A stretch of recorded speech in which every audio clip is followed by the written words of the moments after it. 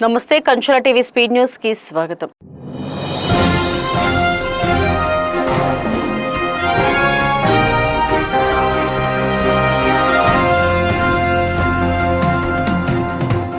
తూర్పు నియోజకవర్గం 5వ డివిజన్ అధ్యక్షులు చిలక వెంకటేశ్వరరావు ఆధ్వర్యంలో రామరెడ్డి నగర్లో ఇంటింటికి తెలుగుదేశం కార్యక్రమం నిర్వహించారు. ఈ కార్యక్రమంలో ఎమ్మెల్యే మొహమ్మద్ నజీర్ పాల్గొని ఇంటింటికి తిరుగుతూ కూటమి ప్రభుత్వం ప్రవేశపెట్టిన సంక్షేమ పథకాల గురించి ప్రజలకు వివరించారు. స్థానిక సమస్యలను ప్రజలను ఎమ్మెల్యే స్వయంగా అడిగి తెలుసుకున్నారు.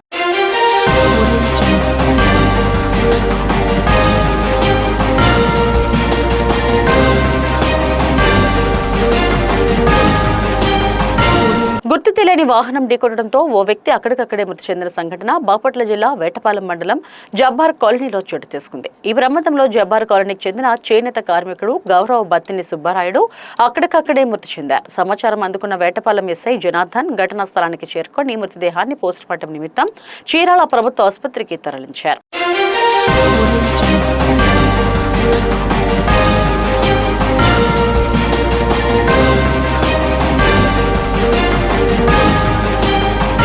కెనరా బ్యాంక్ అధికారుల నిర్లక్ష్య వైఖరిని నిరసిస్తూ అనంతపురం జిల్లా కుందుర్పి మండల కేంద్రంలోని కెనరా బ్యాంక్ ఎదుట మందలపల్లి గ్రామానికి చెందిన చంద్రకళ నాగేంద్ర దంపతులు ఒంటిపై డీజిల్ పోసుకుని ఆత్మహత్యకు యత్నించిన ఘటన స్థానికంగా తీవ్ర కలకలం రేపింది. అక్కడే ఉన్న తోటి రైతులు స్థానికులు సమయస్ఫూర్తితో స్పందించి వారిని అడ్డుకోవడంతో ప్రమాదం తప్పింది.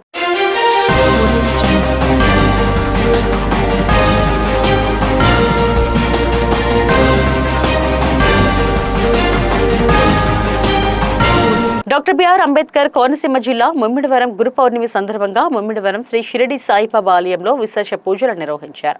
ఉదయం నుండి బాబా విగ్రహానికి పాలాభిషేకం, పత్రి పూజ, అభిషేకాలు, ప్రత్యేక హారతులు కార్యక్రమాలు నిర్వహించగా వేలాది భక్తులు బాబాను దర్శించుకుని పూజలలో పాల్గొన్నారు.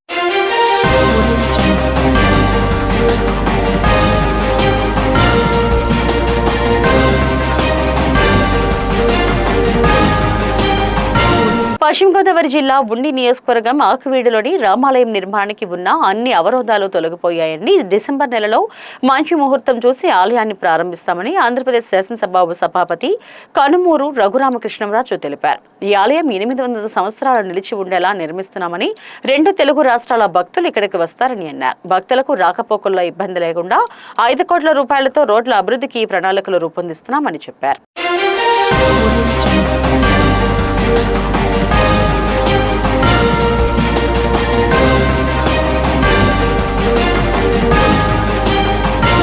మాజీ మంత్రి డొక్కా మాణిక్య వరప్రసాదరావు ఆధ్వర్యంలో నగరంలోని ఆరండల్పేటలో వేంచేసిన శ్రీ మోహనరంగ నాయక స్వామివారి దేవస్థానంలో 6వ గురుపూజ మహోత్సవ కార్యక్రమం ఘనంగా నిర్వహించారు. ఈ సందర్భంగా డొక్కా మాట్లాడుతూ గుంటూరుకు చెందిన ఆది జాంబావ మహర్షి సంతతికి చెందిన మాదగలకు అవినావభావ సంబంధం ఉందని అన్నారు. గత 6 సంవత్సరాలుగా ఆది జాంబావ మహర్షి వేడుకలు ఎంతో ఘనంగా నిర్వహిస్తున్నామని చెప్పారు.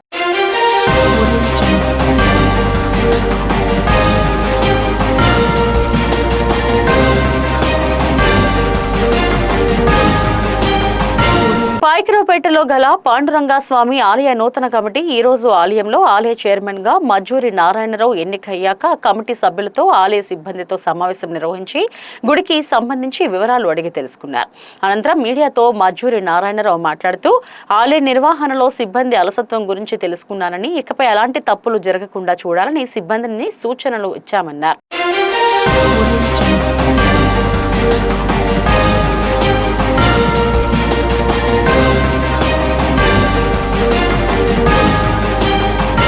శాస్త్రీయ, మానవీయ, సుస్థిర పద్ధతుల ద్వారా ప్రజలను, అటవీ మృగాలను రెండింటినీ కాపాడటమే ప్రభుత్వ సంకల్పమని రాష్ట్ర ఉప ముఖ్యమంత్రి, అటవీ పర్యావరణ శాఖ మంత్రులు కొణిదెల పవన్ కళ్యాణ్ వెల్లడించారు. ప్రకృతి మనది కాదని, మనమే ప్రకృతికి చెందిన వాళ్ళమని, మనుషులతో పాటు జంతువులకు కూడా ప్రకృతిపై సమాన హక్కు ఉందని తెలిపారు. పార్వతీపురం నియోజకవర్గం సీతానగరం మండలం గుచ్చిమిలో అటవీ శాఖ ఏర్పాటు చేసిన కుంకి ఏనుగుల శిబిరాన్ని రాష్ట్ర ఉప ముఖ్యమంత్రి వర్చువల్ గా బుధవారం అమరావతి నుంచి ప్రారంభించారు.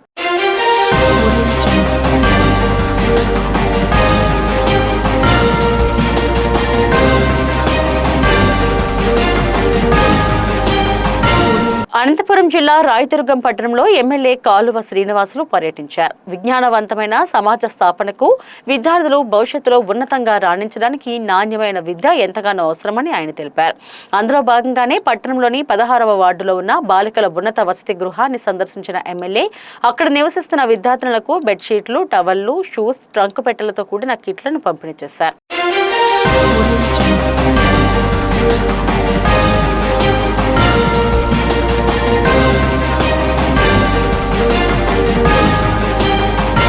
చీరాలలోని బెస్తపాలెం శ్రీ షిరిడి సాయిబాబా మందిరం వద్ద గురు పౌర్ణమి వేడుకలు, ఆలు 25వ వార్షికోత్సవం వేడుకలు సాయిబాబా కమిటీ ఆధ్వర్యంలో అత్యంత వైభవంగా నిర్వహించారు. గత 3 రోజులుగా ఆధ్యాత్మిక సేవా కార్యక్రమాలు భక్తి శ్రద్ధలతో శోభాయమానంగా సాగాయి. వేడుకల్లో భాగంగా 150 నుండి 200 మందికి పైగా నిరుపేదలకు ఉచిత వైద్య శిబిరం నిర్వహించి ఉచితంగా మందులు అందజేశారు.